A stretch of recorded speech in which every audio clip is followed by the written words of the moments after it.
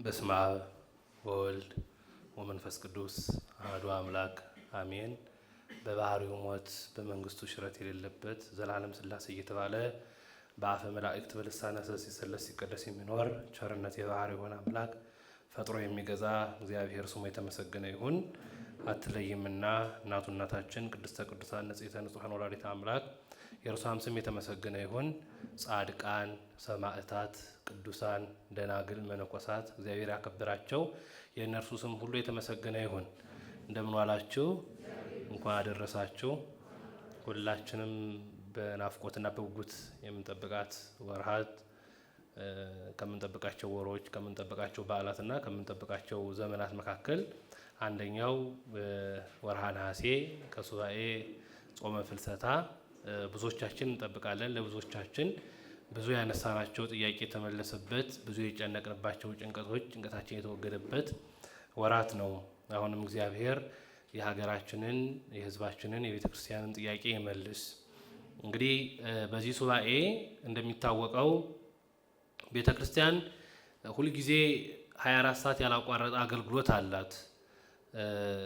ቀን በቅዳሴ ሌሊት በማህሌት በሰዓታት ሁሉም ቦታ በሁሉም አድባራት በብዙ ቦታዎች ላይ ከዓመት እስከ ዓመት ድረስ አገልግሎት የማይቋረጥባቸው አድባራት ስብሐተ ነግ የማይታጎልባቸው አድባራት አሉ።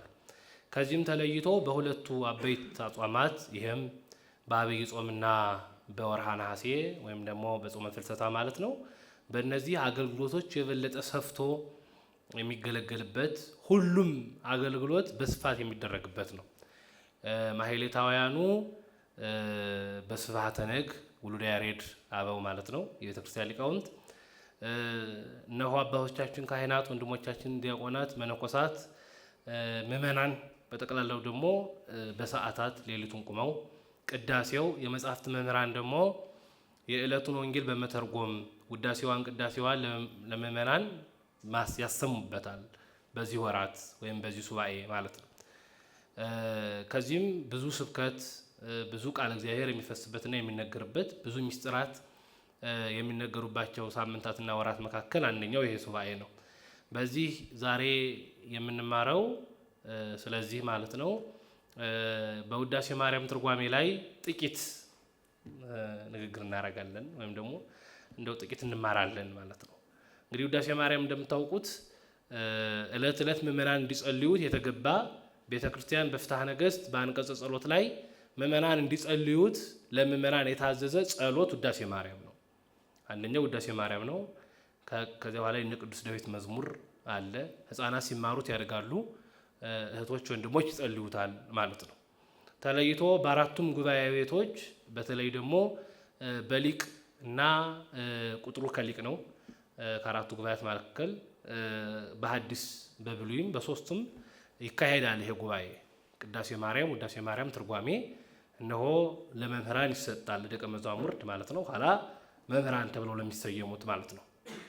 ታዲያ ከዚህ መካከል ዛሬ የምናገረው በውዳሴ ማርያም የውዳሴ ማርያም ጣዕሟን የውዳሴ ማርያም የትርጓሜውን ምን ያክል ሰፊ ይዞታ እንደያዘ እንግዲህ እንደምታውቁት ብዙዎቻችሁ ውዳሴ ማርያም ሲተረጎም ገና አንባቢው ሲጀምር ደስ ይለን ይሆናል። ግን ካህኑ ወይም ደግሞ ተርጓሚው ሊቁ እንዲል እያለ ነው የሚያልፈው። ብዙ ያለ እንዲል እና ብዙ ሰው ይዚህ ሰዓት ምን ማለት ነው እንዲል ብሎ እንዲልም ብቻ ነው የሚሰማው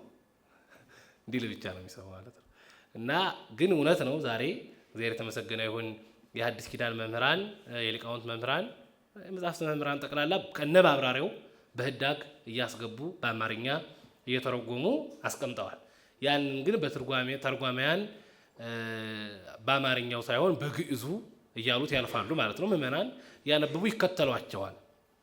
ግን ዛሬ እስቲ ውዳሴ ማርያምን አልፈን ጣዕሙን እንቅመሰው እና ጣዕሙን ከቀመሳችሁ በኋላ እናንተ ደግሞ ወዳችሁ ፈቅዳችሁ መማር የሚገባው ይማራል።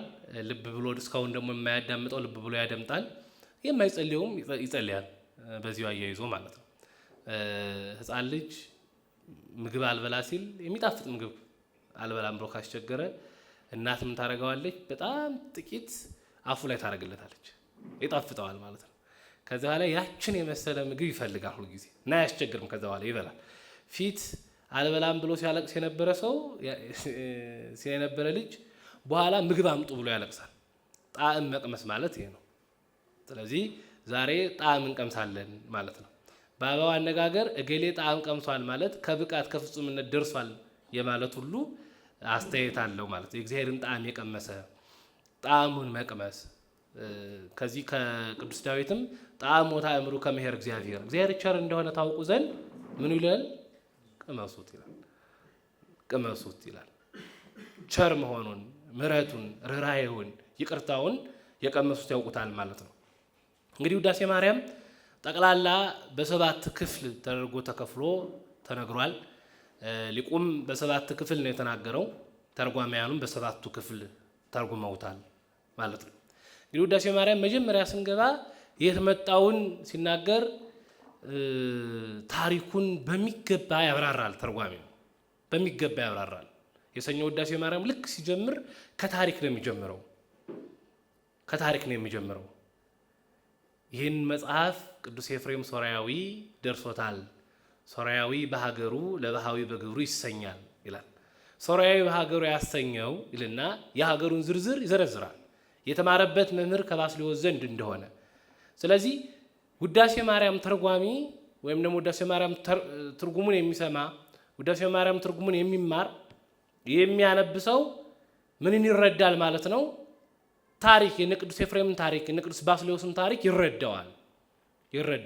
የቅዱስ ባስልዮስን ፍጹምነት ቅዱስ ኤፍሬም አስቀድሞ በነበረው ራእይ ሂዶ እንዳየ እግዚአብሔር በሱባኤ በጎ ነገር እንደሚገልጽ እንግዲህ አሁን ያለነው በሱባኤ ወቅት ነው አይደለ?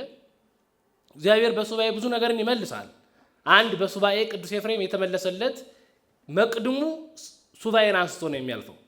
እንግዲህ ቅዱስ ኤፍሬም የቅዱስ ያዕቆብ ዘንጽቢን ደቀ መዝሙር ነው። የቅዱስ ያዕቆብ ዘንጽቢን ደቀ መዝሙር ነውና ቅዱስ ያዕቆብ ዘንጽቢን ከሰለስቱ ምዕት ጋር አብሮ ነው የሚቆጠረው። ሄደው አጉዞት አርዮስን አውግዘው ሃይማኖት መልሰው ሲመለሱ ከመንገድ ቅዱስ ኤፍሬም ራእይ ያያል። አምደ ብርሃን ተተክሎ ያ አምድ ዓለሙን መልቶ በዓለሙ ሁሉ ብርሃኑ ተንሰራፍቶ ያየዋል። ይህ አምድ ምንድን ነው? አቤቱ ጌታ ሆይ ራእዩን እንደገለጽክልኝ ደገኛውን ነገር ግለጽልኝ ብሎ ጸለየ። ሱባኤ ገባ ማለት ነው። መልአክ ገለጸለት። እንዲህ ባለ ራእይ ያየኸው ቅዱስ ባስልዮስ ዘቂሳርያ ነው። ማን ነው? ቅዱስ ባስልዮስ ዘቂሳርያ ነው። አምድ ጽኑ ነው። ቅዱስ ባስልዮስ በትምህርቱ ምዕመናንን ያጸናቸዋል። ምን ያደርጋቸዋል? ከመምህራን አንደኛው ተግባር ምንድነው? ምዕመናንን ማጽናት ነው። ምንድነው? ምዕመናንን ክርስቶስ ከዚህ ዓለም ዘመነ ስጋዊውን ጨርሶ እነሆ ሲያርግ ለሐዋርያት የሰጣቸው ምንድነው? ጽንዑ ነው ያላቸው። ጽኑ እስመ አነ ሞእክዎ ለዓለም፣ እኔ ዓለምን አሸንፌዋለሁ። እስመ ዓለም ያፈቅር ሊአሁ፣ ዓለም የራሱን ይወዳል፣ ወገኖቹን ይወዳል። እናንተ ከዓለም አይደላችሁምና ዓለም እናንተን አይወዳችሁም። እኔ ዓለምን ድል ነስቼዋለሁና እናንተም ድል ንሱት ብሎ ተናግሯል። ስለዚህ በዚህ ረገድ ሐዋርያትም በሄዱበት ምዕመናንን ያጸናሉ፣ መምህራን በደረሱበት ምዕመናንን ያጸናሉ። አምድ ጽኑ ነው። በአምድ ቤት ይጸናል። ምን ይጸናል? ቤት ይጸናል። አሁን ኮለን የምትሉት ማለት ነው። ኮለን ያ ምን ያደርገዋል? ቤቱን ምን ያደርገዋል? ቤቱን ማፍረስ የፈለገ ሰው እንደው ዝም ብሎ ከሚጃጃል መጀመሪያ ቤቱን ወጋግራውን ወይም ምሰሶውን ነው የሚመታው ማለት ነው። የዛ ጊዜ ቤቱ ይወድቃል። ቅዱስ ባስልዮስ በአምድ ታይቷል። የምዕመናን ልቡና ያጸናል። አምዱ ብሩህ ነው። ምንድን ነው? ብሩህ ነው። እንዲሁ ቅዱስ ባስልዮስ በትምህርቱ የምዕመናንን ልቡና ብሩህ ያደርጋልና ይላል ተርጓሚ። ምን ያደርጋል? ብሩህ ያደርጋል። ከጽልመት ከድንቁርና ካለማወቅ ከኃጢአት ያወጣል። ኃጢአት ጨለማ ነው፣ ብርሃኑን ይገልጻል። ዓለም በጨለማ ተይዞ ሳለ ማን ወደ ዓለም መጣ? ክርስቶስ ወደ ዓለም መጣ። ብርሃን ዘበአማን የሚባለው ለዚህ ነው። ሊቁ ተናግሮታል። ብርሃን ዘበአማን ዘያበርህ ለኩሉ ሰብ ለለ ይነብር ውስተ ዓለም፣ በዓለም ላሉ የሚያበራላቸው እውነተኛ ብርሃን፣ ጠፈር ደፈር የማይከለክለው የፀሐይ ጠፈር ይከለክላታል፣ ደፈር ይከለክለዋል። ደፈር ምንድነው? ብዙ አማርኛ አብሮ የሚሄድ ነገር እኮ አለ አይደል? እንደው ደፈር ምንድነው? በቃ ይሄን ወደፊት ትመልሳላችሁ እናንተ። ጠፈር ደፈር የማይከለክለው ብርሃን አሁን ለዚህ ቤት ከዚህ ቤት ተቀምጠን ሳለን ይሄ ቤት ብርሃን ይከለክላል አይከለክልም? ይከለክላል። ከኮረብታ ስር ያለ ብርሃን ከአንዳንድ ቦታ ከታች ካዘቅት ያለ ሰው ወይም ደግሞ ከቁልቁለቱ ከታች ከኮረብታው በታች ያለ ሰው ፀሐይ መውጣት አለመውጣቷን የሚያውቀው ፀሐይ በደመቀሽ ልክ ነው። ፀሐይ በመካከል ስትወጣ ገና ከታች የሚደርስበት ቦታ አለ። እስከዚያ ድረስ ፀሐይ የማይደርስባቸው ቦታዎች አሉ። ክርስቶስ ግን ለዓለም ሁሉ ያበራ ብርሃን ነው። በእሱ አርአያ የእሱ ደቀ መዛሙርት የእሱ ተከታዮች ሁሉ የምእመናን ልቡና ብሩህ ያደርጋሉ ብሎ ነገረው። ቅዱስ ኤፍሬም ሄደ። ሱባኤ አንደኛ ያልታወቀ ነገር ያሳውቃል፣ ያልተገለጠ ነገር ይገልጣል። የሱባኤ ምንነት ይህ ነው። በዚሁ በውዳሴ ማርያም ላይ የናቡከደነፆርን ታሪክ ያነሳል። የማክሰኞ ውዳሴ ማርያም ውቱኬ ላይ ማለት ነው። ናያ ምን ይላል? ዘውእቱ እብን ላይ የናቡከደነፆርን ታሪክ ያነሳል። ናቡከደነፆር አንደኛው የውዳሴ ማርያም ልብ አንደኛው ታሪክ ነው ብያችኋል። መጽሐፍ ቅዱስ ውዳሴ ማርያም ትርጓሜን የሚሰማ ሰው፣ ውዳሴ ማርያም ትርጓሜን የሚያነብ ሰው፣ የተማረ ሰው ለመጽሐፍ ቅዱስ እንግዳ አይሆንም ሳይሆን መጽሐፍ ቅዱስን ይለምደዋል፣ መጽሐፍ ቅዱስን ያውቀዋል። ሲነሳ ጀምሮ በመጽሐፍ ቅዱስ ነው የሚጨርሰው። እና የናቡከደነፆርን ታሪክ በትንቢተ ዳንኤል ታውቁታላችሁ። አንደኛው ታሪክ በኋላ የምንጠቅሰው ይሄ ነው።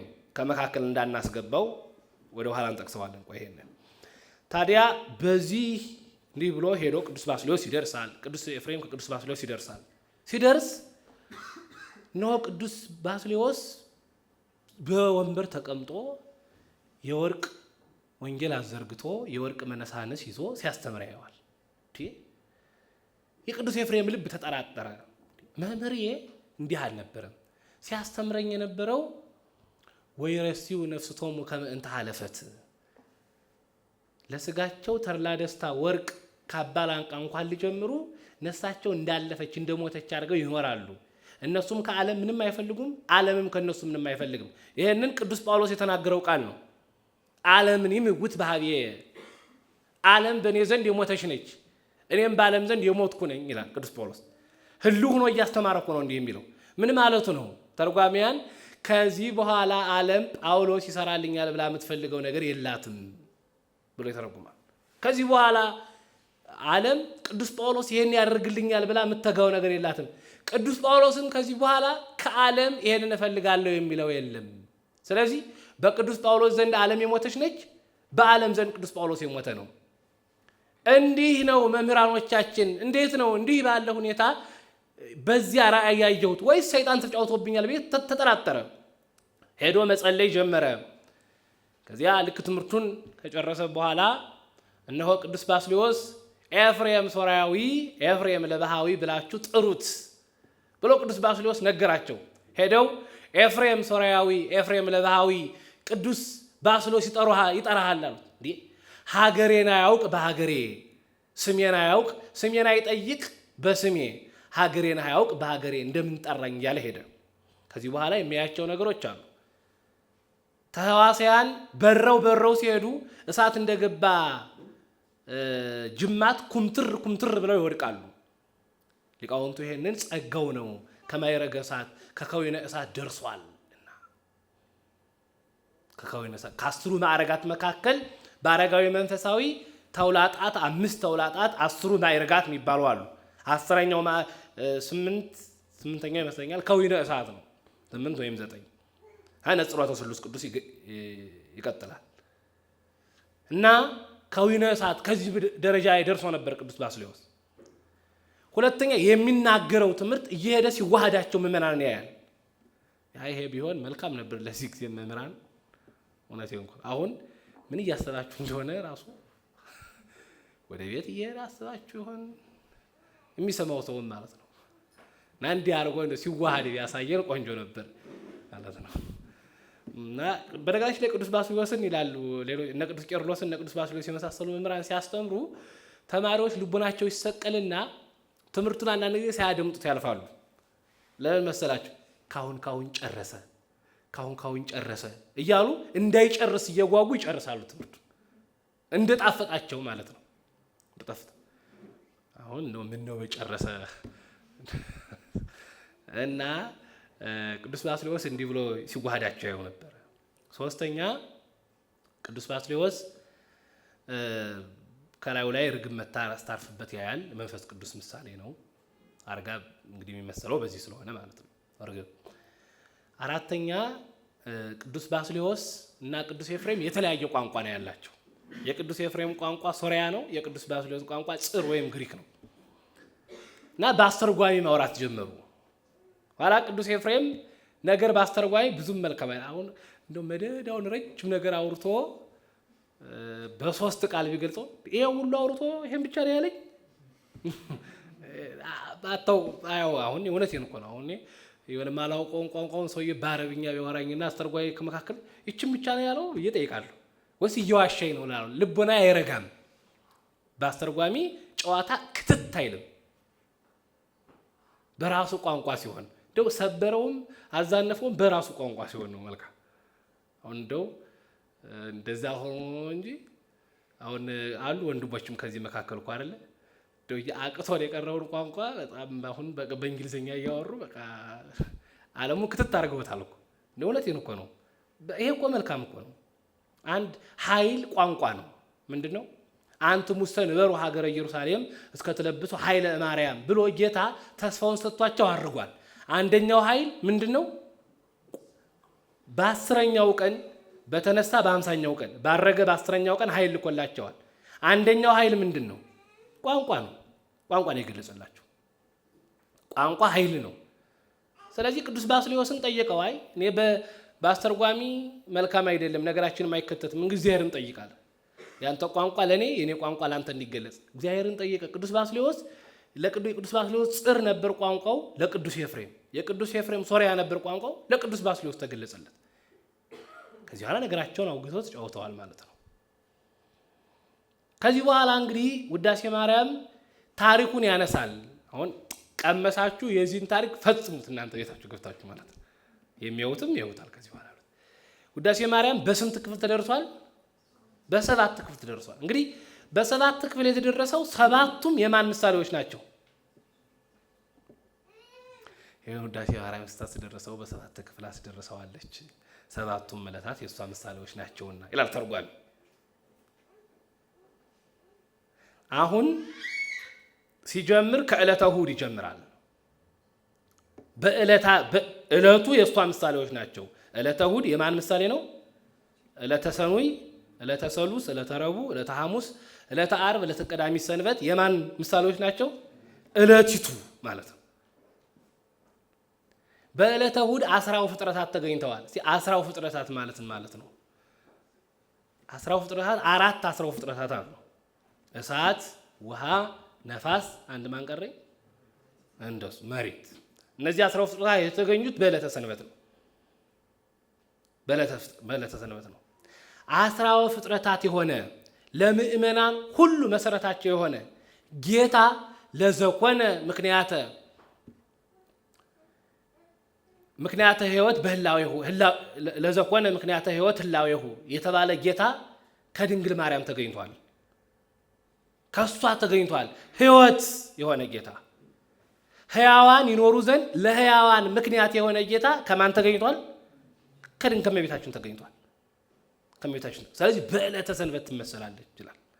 በዕለተ ሰኑይ ትመሰላለች። እሑድ ማለት አሃዱ አንድ አደረገ ከሚለው ቃል የመጣ ነው። ስለዚህ ተርጓሚ ፍጥረትን ተከትሎ ነው የሚሄደው ከዕለተ ሰንበት ጀምሮ። እሑድ አንድ የመጀመሪያ ማለት ነው። ሰኑይ 2 ወይም ፍጥረት ማማሩን መናገር ነው። የፍጥረት ማማር በዕለተ ሰኑይ ጠፈርን ፈጥሯል። ጠፈር የብርሃን መመላለሻ ነው። ኦሪት ዘፍጥረት ምዕራፍ 1 ከቁጥር 6 ላይ እናገኘዋለን። ከዚህ አንስቶ እስከ ላይኛው ሰማይ አሁን እስከምናየው ድረስ ውሃ መልቶ ይኖር ነበር። ምን መልቶ ይኖር ነበር? ውሃ መልቶ ይኖር ነበር። ከዛ ይሄንን ለሶስት ከፍሎታል። ለይትጋባ ማይ ውስተ ምላዲሁ ብሎ አንዱን ባለበት አጽንቶታል፣ በምድር ውቅያኖስ ሆኗል። አንዱን ጠፈር አድርጎታል። ሰማይ ማለት ስዕለ ማይ ማለት ነው፣ ውሃ ነው። ምንድነው? ከባድ እኮ ነው። ይገር ውሃ በበላያችን አለ ማለት ነው። እና ምንም በቃ ሰው ሲበድል ማስተብ ያለበት ቀላል ነው። ክድን ቢያደርገው አንድ ጊዜ ከዚህ በላይ ደግሞ ሃኖስ የሚባል አለ። ብጽብጽ ውሃ ነው። ሊቃውንቱ ተባዕት ነው ይሉታል። ለውሃው ጾታ ሰጥተውት ብጽብጽ ነው። ብጽብጽ ነው ውሃው፣ ያረጋ ውሃ ነው። ባቢል የሚባል ነፋስ ተሸክሞታል። ትንፋሽ ያክል ቢወጣ ባቢሎን ሰዎች ፍርስራታቸውን አወጥቷቸዋልና ባቢሎን ዝርው ማለት የተደባለቀ ማለት ነው ይላሉ ሊቃውንቱ። እና ለሶስት ከፍሎታል። አንዱን በውቅያኖስ አንዱን ጠፈር አድርጎታል። አንዱን ሃኖስ ብሎ በሰማይ ከጠፈር በላይ አርግቶታል ማለት ነው፣ ብጽብጽ ውሃውን። ስለዚህ ጠፈር በዚህ ዕለት ተፈጥሯል። በጠፈር ማን ይመላለሳል? ብርሃናት ይመላለሳሉ። በዚህ ብርሃናት የሚመላለሱባት ድንግል ማርያም ብርሃናት ጸጋ ተብለው ይተረጎማሉ። ዋናው ደግሞ ብርሃን ዘበአማን የተባለ ጌታ በማህፀኗ አድሯል። የብርሃን ማደሪያ ነች። የብርሃን መመላለሻ ማደሪያ የብርሃን ነች። የብርሃን እናት ነች። የምን እናት ነች? የብርሃን እናት ነች። ስለዚህ በማን ትመሰላለች? በዕለተ ሰኑይ ትመሰላለች። በዕለተ ሰሉስ ጥንተ ቀመር ይባላል። በዚህ በባህር ሐሳብ ትምህርት ከዚህ ነው እንግዲህ የሚነሳው ትምህርቶች። እንግዲህ በዕለተ ሰኑይ ጠፈር ተገኝቷል። በዕለተ ሰሉስ እነሆ እጽዋት አዝርት ተገኝተዋል። ተመልከቱ እንግዲህ እጽዋት አዝርት ሲገኙ ለእጽዋት ለአዝርት ሊቃውንቱ ሲሰጡ ዘር ሳይዘሩባት፣ ገበሬ ሳይጥርባት ሳይግርባት፣ ከምድር ዘር ሳይወድቅባት አብቅላለች። ድንግል ማርያም ዘእንበለ ዘርአ ብእሲ ክርስቶስን አስገኝታለች። አንድም ፍሬ ሕይወት በዚህ ምድር በልተውት ረክተው ጠግበው የሚያርሩበት ፍሬ ለፍጥረታት የዚህን ጊዜ ተገኝቷል። ዓለም ሁሉ በልቶ የሚጠግብበት ክርስቶስ የሕይወት ፍሬ ከሷ ተገኝቷል። ስለዚህ በዕለተ ሰሉስ ትመስላለች። በዕለተ ረቡዕ ፍጥረታት ተገኝተዋል። ጥንተ ኦን ጥንተ ዮን ይላል። ዮን ኢቲ ሀገረ ፀሐይ ሲል እና ብርሃን ማለት ነው። በዚህ ዕለት በሰማይ ከዋክብት፣ ጨረቃ፣ ፀሐይ ተገኝተዋል። ፀሐይ ተገኝተዋል። ከመቤታችንም ፀሐይ ጽድቅ አማናዊው ፀሐይ ኢየሱስ ክርስቶስ ተገኝቷል። ወአልቦ ጽልመት ውስተ መክፈልተ ህላዌሁ እየዐርብ ወኢይትጋባ እስመ ውስቴታ ይበርህ ጸዳለ ብርሃን እስመ ጽልመትኒ ይጸልም በኀቤከ ይላል አረጋዊ መንፈሳዊ። በአንተ ዘንድ ጨለማ የለም። የክርስቶስ ብርሃን የማይወጣ የማይገባ ሁልጊዜ ብሩህ ወትረ ብርሃን። የዚህ ዓለም ብርሃን ጨለማ ይፈራረቀዋል። እንግዲህ አሁን ከሰዓታት በፊት ብርሃን ነበረ፣ አሁን ጨለማ ሆኗል። በአንዱ አካባቢ ደግሞ ብርሃን ነው። ልክ ከዚህ አካባቢ ደግሞ ሲነጋ ከዛ አካባቢ ደግሞ ይጨልማል። በክርስቶስ ግን እንዲህ አይደለም። ሁልጊዜ ብርሃን ነው፣ እየዐርብ የማይገባ ፀሐይ። አራተኛ ወይም ደግሞ በፍጥረት አምስተኛ ማለት ነው። በዕለተ ሐሙስ እነሆ 10 ፍጥረታት ተገኝተዋል። ለታውፅ ባሕር ቢል 3 ፍጥረታት ወጥተዋል። በልብ የሚሳቡ ወይ በደረታቸው ማለት ነው፣ በእግራቸው የሚሽከረከሩ በክንፋቸው የሚበሩ ተፈጥረዋል። ሊቃውንቱ ይሄንን አንድ ተርጓሚያን ሐሳብ አይነቁም። ይገርማቸዋል። እና ምን ይላል? በልባቸው የሚሳቡ ዓለማውያን ናቸው። ዕለቱን በረው የወጡ የዓለማውያን ምሳሌ ነው። በባህር ውስጥ የቀሩ የጥሙቃን ምሳሌ ነው ካሉ በኋላ ተርጓሙ ይህን ይላል። አይ ይሄስ አይሆንም ወባረኮሙ በአሐቲ በረከት ይላል እና ይመልሳል። ስለዚህ ይሄንን አሁን ተርጓሚያኑ ያው የትርጓሜ ውዳሴ ማርያም በነገራችን የአማርኛ ትርጓሜ በአፄ አድያም ሰግድ ኢያሱ ጊዜ ነው እንዲህ ያለ አማርኛ ትርጓሜ የመጣው። አፄ አድያም ሰግድ በጎንደር የነበሩ ንጉስ ናቸው እና ከግዕዝ ጋር ሰው ግልጽ ፍቻ አደረገ። አይሰማም ግዕዝ እና ግዕዝ ስለማይሰማ መምህራኑ በግዕዝ ይተረጉማሉ፣ ምዕመናኑ ግዕዝ አይሰሙም። ስለዚህ የሚተረጎመው ለማን ነው? ለመምህራን ነው፣ ለሚሰማው አካል ነው።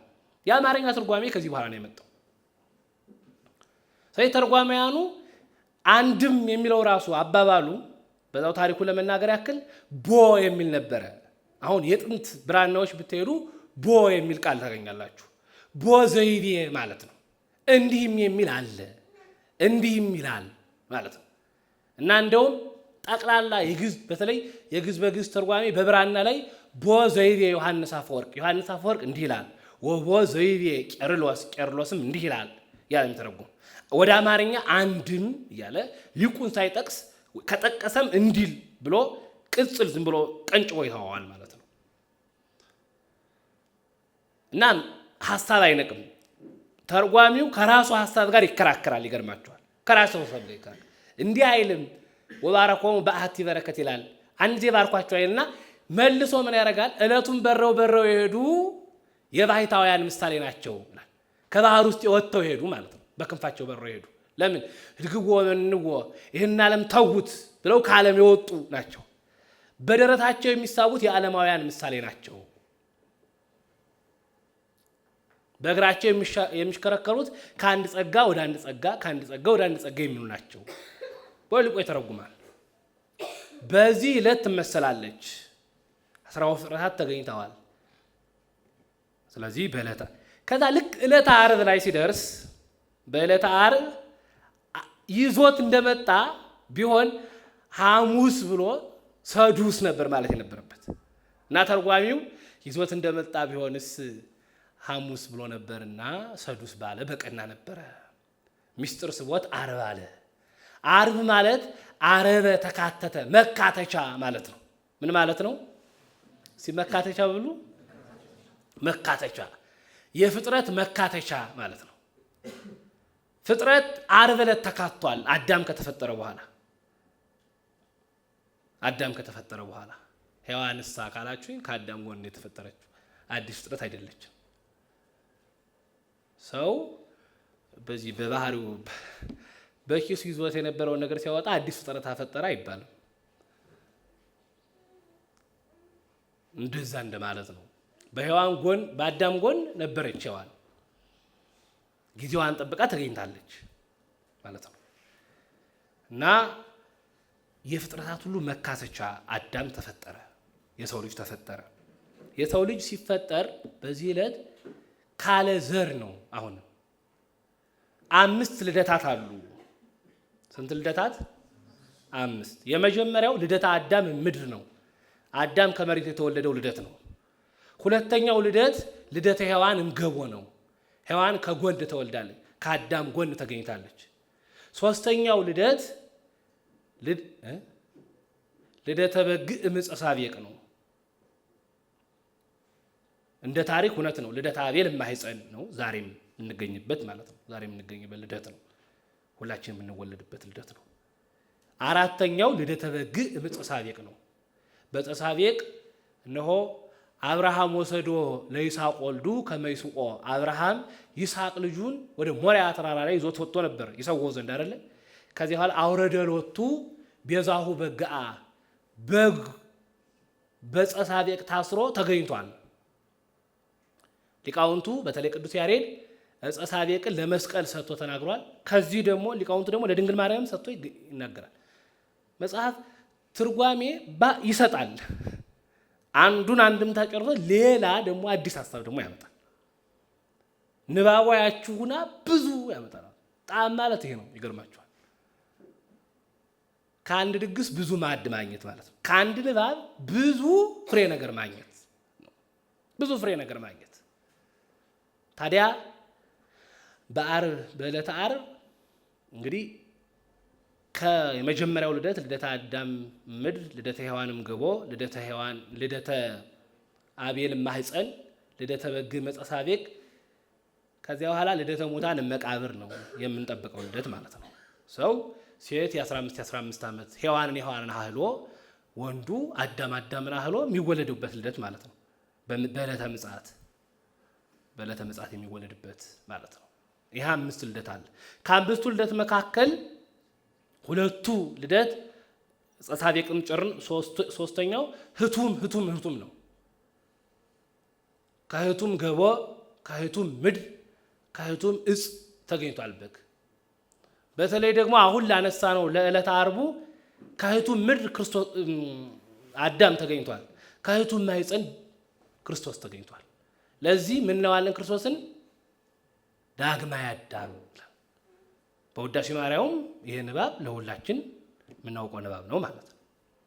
እና በዕለተ ዓርብ ይመሰላል። እንግዲህ እንዲህ አድርጎ ከዛ ዕለተ ቀዳሚት ሰንበት አለ። በዕለተ ቀዳሚት ሰንበት እግዚአብሔር ምን ብሏል? አርፏል። ለፍጥረታት ሁሉ እረፍት የሆነ ጌታ ከማን ተገኝቷል? ከእመቤታችን ተገኝቷል። ስለዚህ በዕለተ ሰንበት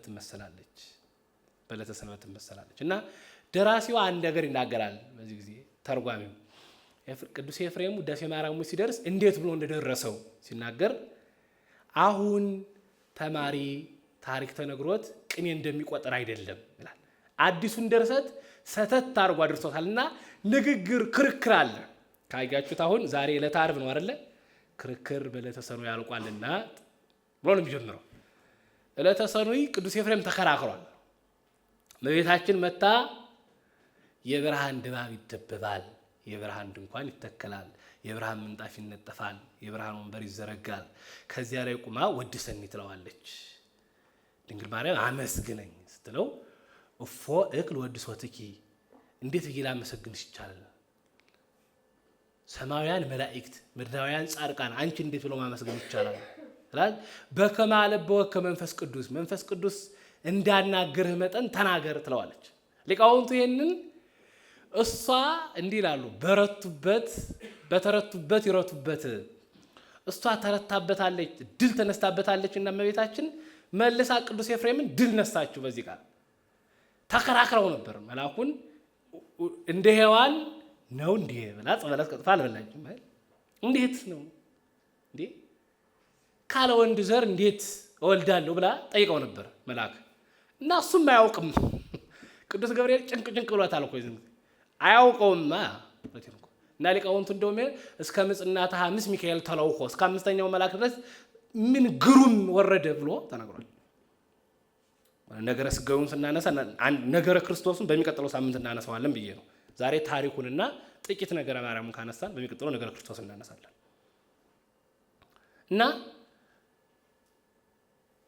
ቅዱስ ገብርኤል ማስረዳ ስላቃተው ምን አለ? እግዚአብሔር ምን አለ? ጨረሰ። እዚህ ጋር ደመደመ ማለት ነው። ግን ምሳሌ አምጥቶ ነበረ።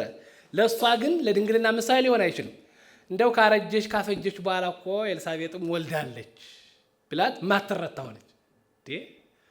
እሷ ብትወልድ ባላላት እንዘ ያምር ብሲ እኔ ወንድ አላውቅ እንዴት ይሆናል አለችው። ስማ አልሆነ ነገር ዘይስታወለ እግዚአብሔር እንግዲህ እግዚአብሔር የሚስታለው ነገር የለም። እና ሊቃውንቱ እማይቴ ረከብከ ዘከመዝ ብስራተ ዘንበለ ምት ድንግል ጽንሰተ ወዘንበለ ዘር እምድር እትወተ ትላለች።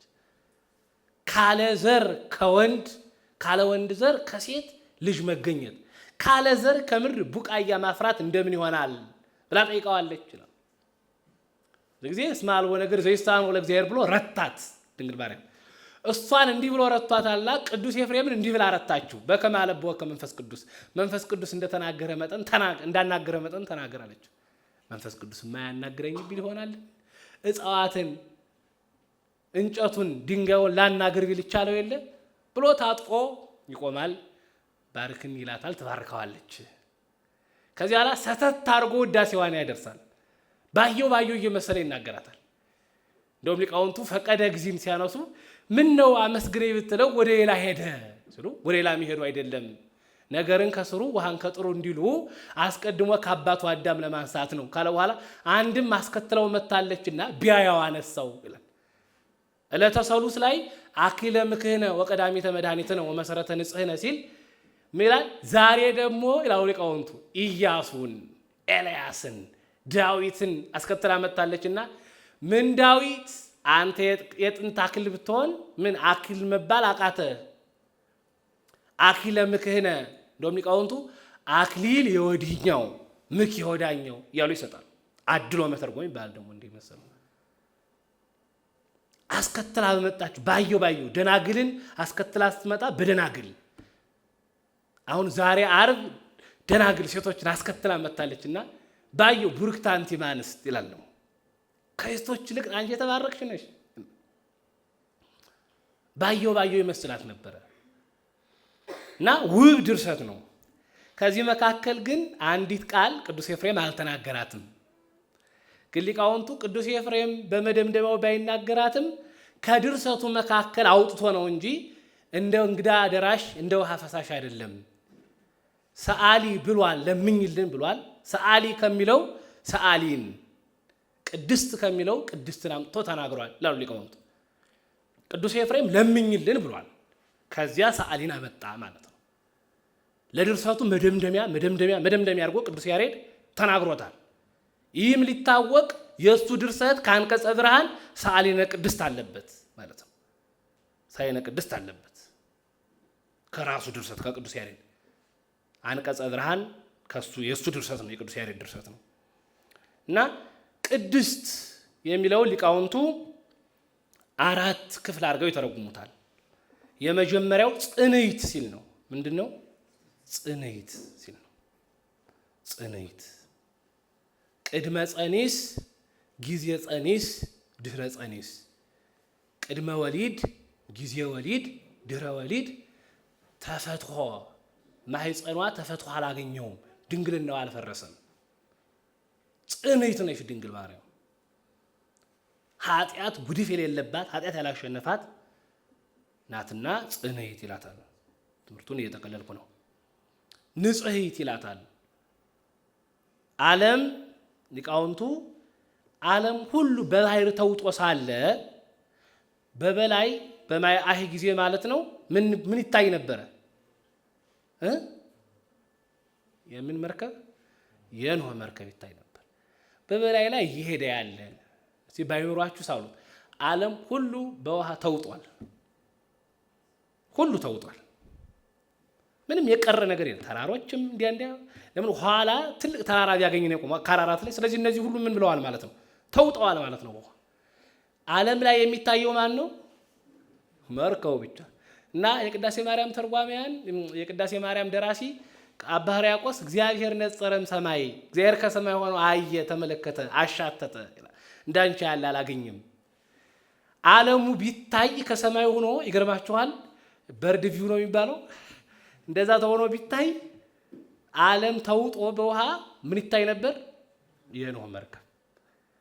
ድንግል ማርያም ዓለሙ ሁሉ በኃጢአት ተውጦ እሷ ብቻ ንጽሕቱ ናት ትታይ ነበር።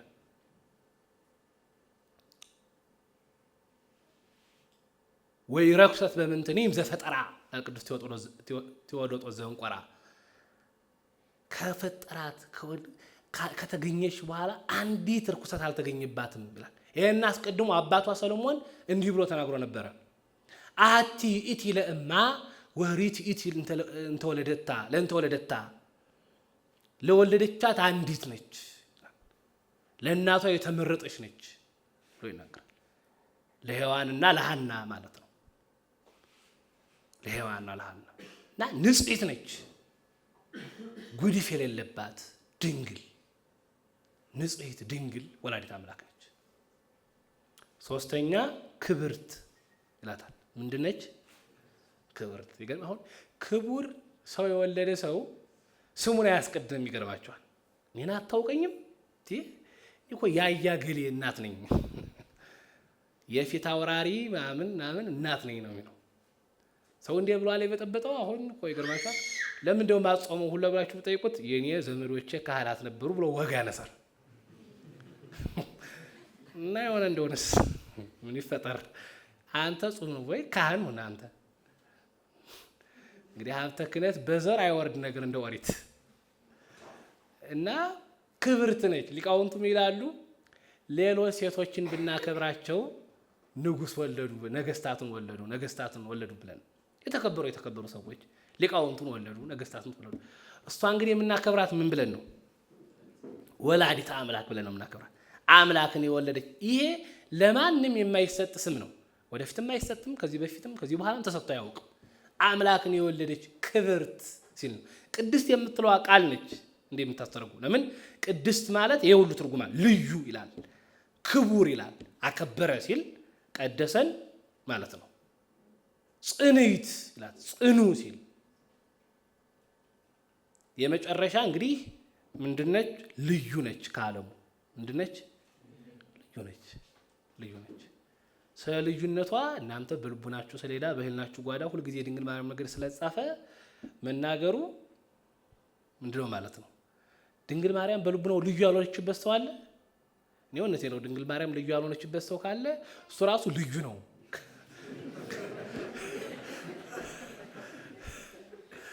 እንደዚህ እኮ ነው በቃ። እና ልዩ ነች ማለት ነው። እንግዲህ ድርሰቱ ውብ ነው። ድርሰቱ በራሱ ማለት ነው። አሁን ውዳሴ ማርያም ሲጀምር ሰረቀ ብሎ ይነሳል። የሰኞ ውዳሴ ማርያም እና ሊቃውንቱ ደገኛውን ብርሃን ብሎ እስከሚያመጣው ከዚህ እንደሚላል ሰረቀ አለ ይላል። ኋላ ብርሃን ብሎ ያመጣል። ድርሰቱ ደገኛ ድርሰቱ ነው። መላውን ቢቆጥሩት የእመቤታቸው የእድሜ ያክል ነው። 64 ይሆናል ቢቆጥሩት መላው ማለት ነው። እና በዕለተ ሰሉስ በጣም እኔ ራሴ ስተረጉመውም ስማረውም ደስ የሚለኝ ቃል አለ። ዕለተ ሰሉስ ላይ ማርያም የሚል ቃል አታገኙ። የለም። ወራቴ ነው ፈልጉ። ብዙ ደነገጠ ብዙ ሰው። እንግዲህ ጨምራችሁበት ከሆነ ጥሩ። ያን ጊዜ እያስተማርኩኝ አዲስ ኪዳን ንባብ ፊት እየተማረ ዘጵሩጳጥቄ የምትለዋን ቃል ስነግረው አይዝም። እንግዲህ ዙሬ ስመጣ ችን ይዘህ እንድትመጣ ነገርኩትና አለፍኩኝ። ስመጣ ዘለለው። እኔ ሳልሰማው ቀርቼ ነው ወይስ ደግሞ እሱ አጥፎት ነው ብዬ ሲበለው አልኩት። አሁንም ይዘለዋል። እንዴ አትለውም እንዴ የኔታ የለም ማለት እንዴት ነው? ሳይው ፍቆ ወጥቷል። ፍቆ ወጥቷል። እና አሁን ጨምራችሁበት ካወለ በስተቀር የለም። እና ዕለተ ሰሉስ ላይ እመቤታችንን ስም ያነሳል። እና ሊቃውንቱ ምን ነው ዕለተ ሰሉስ ያነሳትን ቢሉ በእንግዳ ልማድ ነው ይላል። እንግዳ እንደመጣ ስሙ አይጠራም። ይንጓደን እንዴት ዋሉ፣ ሀገሩ እንዴት ነው? ራሱ እኮ አንቱ ስንባባል አንድ ሁለት ቀን እንዴት ዋላችሁ፣ በሁለተኛው ቀን እገሌ ያንን ዕቃ ሲያቀብለኝ ይላል አይደለ? ሲለምድ ነው። በእንግዳ ልማድ ቢለምዳት ስሟን አነሳት ያው ሊቃውንቱ ቢለምዳት ዕለተ ሰሉስ ተገልጻለት ቆይታለች። ደግሞ በዕለተ ሰሉስ መታቢያት ለመዳት ደግሞ ሌላ ንግር እንዳይሆን ብቻ ምንድነው ደግማ ስትገለጽለት ነው ስሟን ያነሳው ማለት በእንግዳ ልማድ ነው። እና እመቤታችንን ባየው ነው የሚመስላት አዲስ ድርሰት ነው የደረሰላት። በውስጡ ብዙ የመናፍቃን መልስ ይመልሳል። ውላጤ፣ ህድረት ይሄን አሁን ሀደረ የሚል ቃል ባገኛችሁ ተሰባ ካጠገቧል ሰው ሆነ የሚል ማለት ነው። እና ሊቃውንቱ ሀደረ ብቻ ብሎ ቢቀር ኖሮ ህድረት ያሉት ይሄን ይዘው ይነሱ ነበረ። ከዛም ያሉ ሀደረና ተሰባ እንደ ጭቃ እንደ ጨፈቃ ይጣበቃሉ ይላል። ሌላ አዲስ ቃል እንደ ጭቃ እንደ ጨፈቃ ይጣበቃሉ። ቤት ሲገነባ እንዴት ነው የሚጣበቅ? ነገር እኮ መኖር አለበት አይደለ? አንዱ ማገሩ ጭቃውን ይጠብቀዋል አይደለ? እንደዛ ብላችሁ ያዙት። እንደ አለቃ እንደ ጠበቃ ማለት ትርጓሜው እንደ አለቃ እንደ ጠበቃ ይጠባበቃሉ። እና የመናፍቃንን ምላሽ ይመልሳል። እየመለሰ አንድ መለኮት የምትለዋን ቃል እየመላለሰ ክብር ማለት ነው፣ ጌትነት ማለት ነው፣ ምስጋና ማለት ነው ያለ ይናገራል። ደሴ ማርያም የመናፍቃንን ብዙ የተነሱትን መናፍቃን ድል የተነሱበትን ቃላት ከነ ታሪኩ አምጥቶ ይናገራል። ውዳሴ ማርያም ትርጓሜ ማለት ነው። እንግዲህ ነገረ ማርያምና ነገረ ክርስቶስን በቀጣዩ እናየዋለን። በቃ ጥቂት ታሪክ ያላችሁና ዛሬ ዓርብ ነው፣ ዕለተ ዓርብ ነው እና ዕለተ ዓርብ ደስ የሚለኝ ታሪክ አለ። የመጀመሪያው ወአቅረበነ ታሕተ ክነፊሁ ይላል። ምን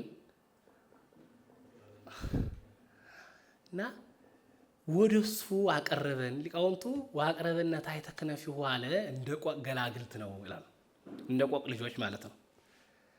የቆቅ አባታቸው አስቀድሞ በሌሊት ገና በጨለማ ሳለ ድምፁን ያሰማል። የዚህን ጊዜ የቆቅ ገላግልት ሄደው አባታቸው ካልሆነ ስር ጥሬ እየለቀሙ ይቆያሉ። ልክ ብርሃን ሲወጣ ቀና ብለው ሲያዩት አባታቸው አይደለም፣ ትተውት ይሄዳሉ። እና ሊቃውንቱ ዲያብሎስ 5500 ዘመን በዚህ በፈረሱም በእንጨቱም እያደረ እኔ አምላክ ነኝ ሲል ሲቀባጥር ኖረ እና ሰዎቹም ተከትለውት አዎን አምላክ ነኝ ሲሉ ሰንብተዋል። ፀሐይ ጽድቅ ኢየሱስ ክርስቶስ ብርሃኑን በገለጸ ጊዜ ግን ምእመናን ማንን አወቁት? ክርስቶስን አወቁት። አሕዛብ ክርስቶስን አወቁት። በዓለም ዝርው የነበሩ ሰዎች ሁሉ በፀሐይ በውሃ በምን ያመልኩ የነበሩ ክርስቶስን አወቁት እና ወደ አባታቸው ስር ተጠጉ። በዚህ መስሎ ይናገራል። ታሪክ ያመጣል። እንግዲህ ይሄ ስነ ፍጥረትን ይዳስሳል ማለት ነው። ስነ ፍጥረትን የማያውቅ ሰው ይሄንን ምን ያለው ማለት ነው አይረዳውም። አሁን ዕለተ ሰኑይ ላይ ሲናገር ወርቹ የጠነከረ ነው። እምቢውን ከእምቢው አስገብቶ ሲልፋሽ ታውቃለ። ኩምቢ ተብሎ ተተርጓል መሰለኝ እና ስጠይቅ ምንድነው ኩምቢ ተብሎ ተተርጉሟል ብለውኛል። ሌላ ትርጓም ካለው እኔም ጠይቃለሁ። ምንድነው የመጀመሪያው ወአቅረበነ ታሕተ ክነፊሁ ይሄ ነው። ይሄኛው ታሪክ ነው። የፍጥረትን ታሪክ ያውቅ ውዳሴ ማርያም ተርጓሚ የሚያነብም የሚሰማም የሚማርም ሰው የተረጎሙትን መምህራን ስለ ስነ ፍጥረት ጥልቅ እውቀት አላቸው ማለት ነው። ጥልቅ እውቀት አላቸው። መላውን ስነ ፍጥረት እንዴት ብሎ እንደሚኖር ስለ አደንም በደንብ ያውቃሉ። ተመልከቱ። ዝሆን ሲታደን እንዴት እንደሚታደን ሲናገሩ ፊት ይመጡና የሚያድኑ ሰዎች ዛፉን ይቆርጡታል። ምን ያደርጉታል? ጥቂት ሲቀረው ዛፏ ልትበጠስ ማለት ነው። ስትቀራት ፍልላጩን ያነሱና ዛፉን ቀብተውት ጭቃ ቀብተውት ምርግ ቀብተውት ይሄዳሉ እና ይጠብቃሉ። ትልቅ ዝሆን ይመጣና ሄዶ ዛፉን ይደግፈዋል። ምን ይለዋል? የዚህ ጊዜ ዛፉ ምን ሆኗል ብያችኋለሁ። ስለዚህ ዝሆን የሚያክል ነገር ሲደግፈው ምን ይሆናል? ይወድቃል። ዝሆን ትልቅ ነው፣ መነሳት ያቅተዋል። ወርቹ አይታጠፍም፣ እንደተኛ ይጮሃል። ምን ያደርጋል? በጣም ትላልቅ አሁንም ዝቅ ብለው ማንሳት የማይችሉ የጠነከሩ ይመጣሉ። አሁንም የእሱን ጩኸት ሰምተው አብረውት ይጮሃሉ። የዚህን ጊዜ ገና ወርቹ የሚታጠፍ የሚዘረጋ ይመጣል። ውርዝው ነዬ ይባላል። ውርዝው ነዬ ይመጣና ምን ያደርገዋል? እንቢውን ከንቢው አንስቶ አፈፍ አድርጎ ያነሳዋል።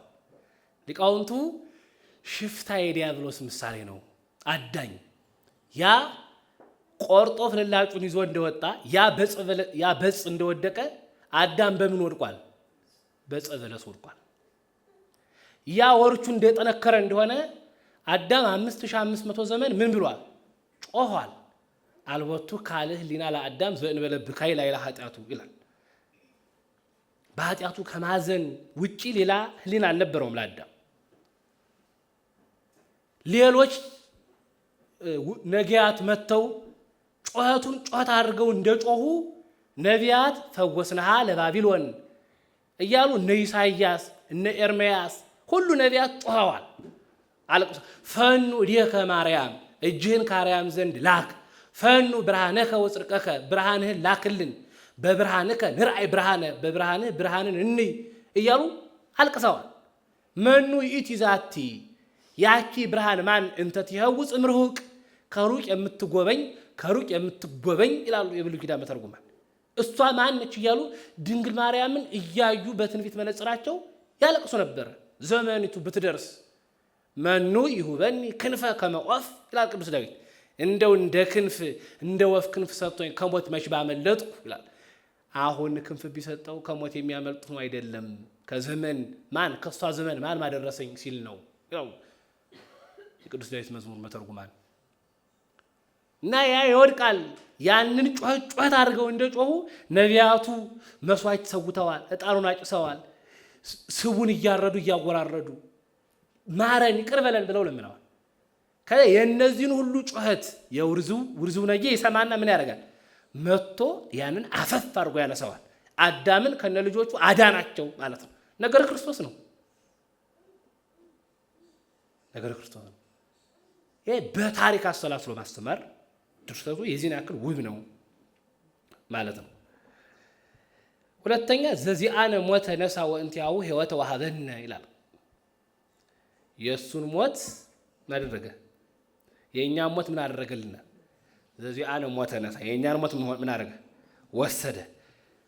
የእሱን ደግሞ ሕይወቱ ምን አደረገን? ሰጠን። እንደ ከራዲዮን ወፍ ነው ይላል። ከራዲዮን የሚባል ወፍ በቤተ መንግስት ይኖራል። ያ በቤተ መንግስት የሚኖር ወፍ የታመመ ሰው ሲያጋጥም ወይም ሰው ሲታመም ይወስዱና ወፉን ከሱ ፊት ለፊት ያስቀምጡታል። የሚድን ከሆነ ትንፋሹን ይቀበለዋል፣ ወደሱ ይዞራል። ወዲያው ሰውነቱ ይጠቁራል። ይሄ ሰውዬ ይድናል፣ ወፉ ይታመማል።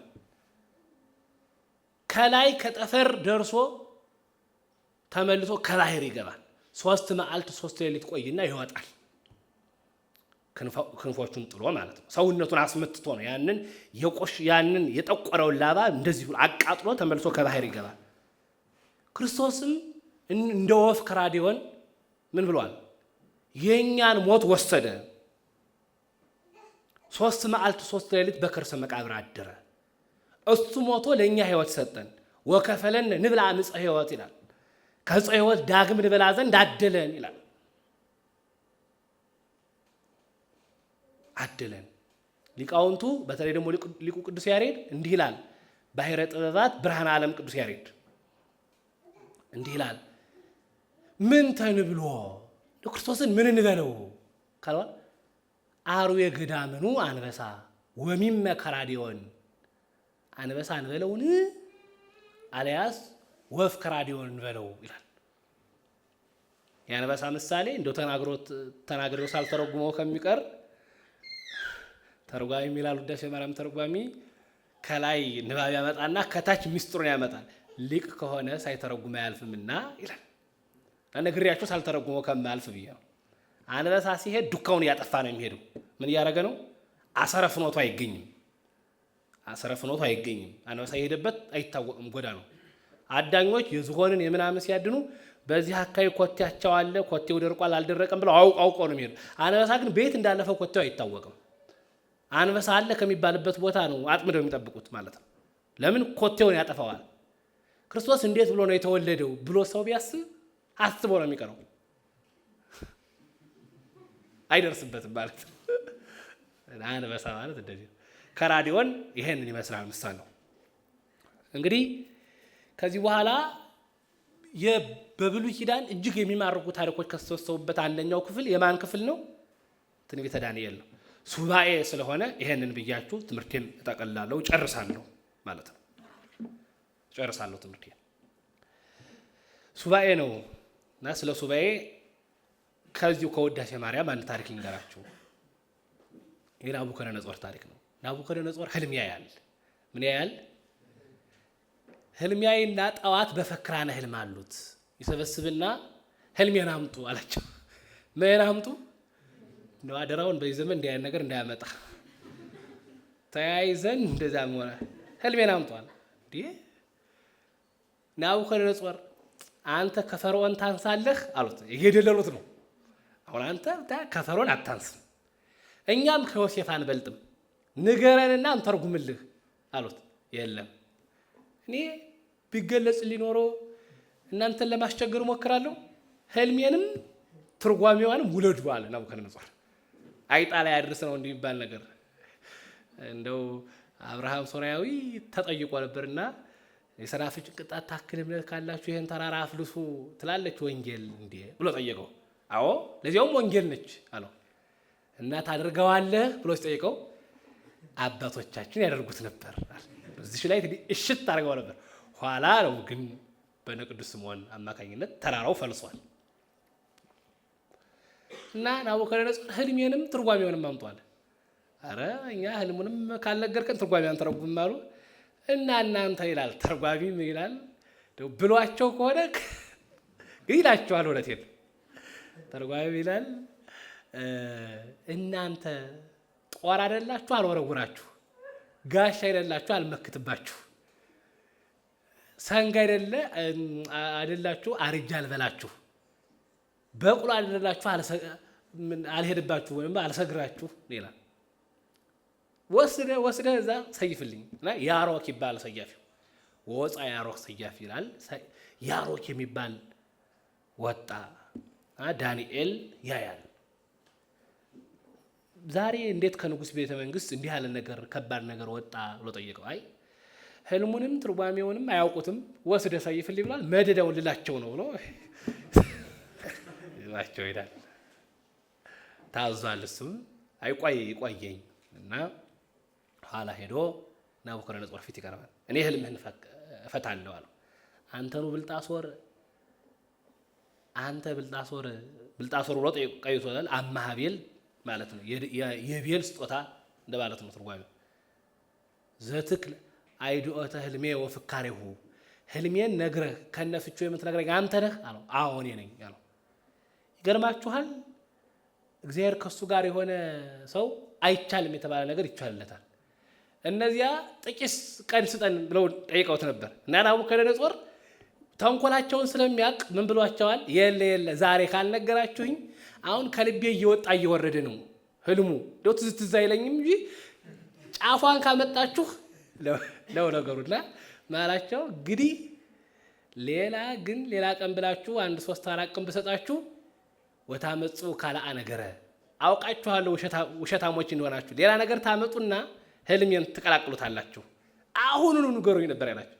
ዳንኤል ግን ሲሄድ ጊዜ ሰጠው። ሱባኤ ገባ። 3 ዕለት ይገባል፣ 7ም የሚሉ አሉ። እነሆ ሱባኤ ይገባል። ከዚያ በኋላ በሱባኤው ይገለጽለታል። ህልሙን ከነ ትርጓሜው ይነግረዋል። ህልሙ ምን እንደሆነ ትንቢተ ዳንኤል አንብቡ እና ሱባኤ እንዲህ ያደርጋል። ምን ያደርጋል? ሱባኤ እንዲህ ያደርጋል። ያልተገለጸ ይገልጻል፣ ያልታወቀ ያሳውቃል። እውነቴን ነው።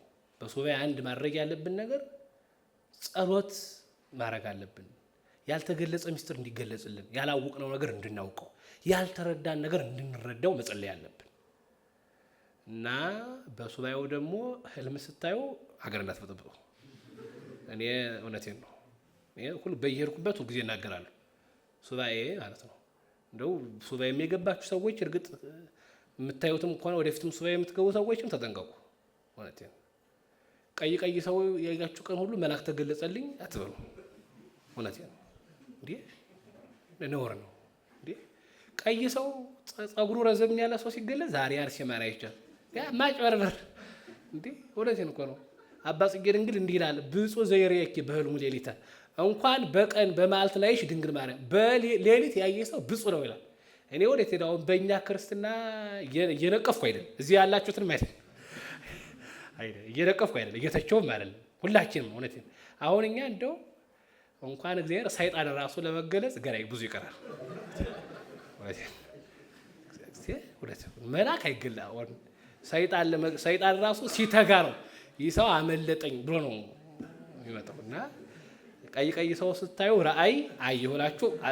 ከራእይ ከአንደኛው ትርጓሜ ይገርማችኋል። ህልም 3 ወገን ነው ያለው። ህልም 3 ወገን አለ። ከመላክ አለ፣ ከሰይጣን አለ፣ ከባህሪ አለ። እና 2/3 ውሸት ነው ከህልም፣ 1/3 ነው እውነት። 1/3 እና አበው በህልም ያዩትን ነገር እነ ቅዱስ እንጦንስ አንድ አይነት ህልም ለዓመታት አይቶ አይንቀሳቀስ ነበር ቦታው። ኋላ መልአክ መጥቶ ያየው ህልም እውነት ነው ውረድ ብሎ ነግሮት ነው። እና ቀይ ሰው ሁሉ ስታዩ እንዴት አሁን እንደ በል ብታዩኝ ሰይጣን ተገለጠ ትሉ ፍጥረት እኮ ነው። እውነቴን እኮ ነው ትበሉ እና እንደዚያ ነው ማለት ነው። እና ሱባኤ ህልም የሚታይበት ሳይሆን ያልታወቀ የሚታወቅ እግዚአብሔር ደግሞ በህልም ብቻ አይደለም የሚገልጸው። እውነቴን ነው። በንባብ ውስጥ እግዚአብሔር ነግሮሙ ለህዝቡ በመጽሐፍ እግዚአብሔር ለህዝቡ የሚያዋያቸው የሚነግራቸው በመጽሐፍ ውስጥ ነው። ሰው እግዚአብሔርን በምን ያዋራዋል? በጸሎት ነው የሚያወራው። ተናግሮ ምስለ እግዚአብሔር ከእግዚአብሔር ጋር ሰው በምን ያወራል? በጸሎት ነው። ሲቆም ከእግዚአብሔር ፊት ለፊት ነው የሚቆመው። ከእግዚአብሔር ፊት ለፊት ነው በጸሎት ጊዜ የሚቆመው። እግዚአብሔር ደግሞ ለህዝቡ የሚነግራቸው በመጽሐፍ ውስጥ ነው።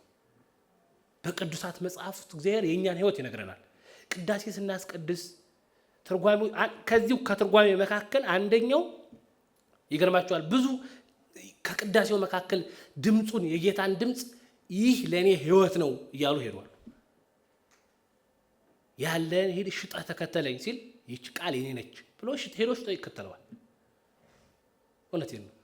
እና እግዚአብሔር እንዲህ ብሎ ይናገራል። ሱባኤያችንን እግዚአብሔር የማናውቀውን እንድናውቅ ያልተረዳነውን እንድንረዳ ያደርግልን።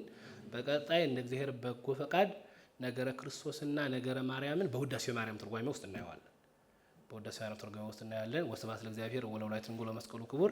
በመምህራችን ላይ አድሮ ያስተማረን የመከረን የአባቶቻችን አምላክ ልዑል እግዚአብሔር ስሙ የተመሰገነ ይሁን። ለመምህራችን ለመጋቢ ሐዲስ ነብዩ ኤልያስ ቃለ ሕይወትን ያሰማልን። ቃለ ሕይወትን ያሰማልን።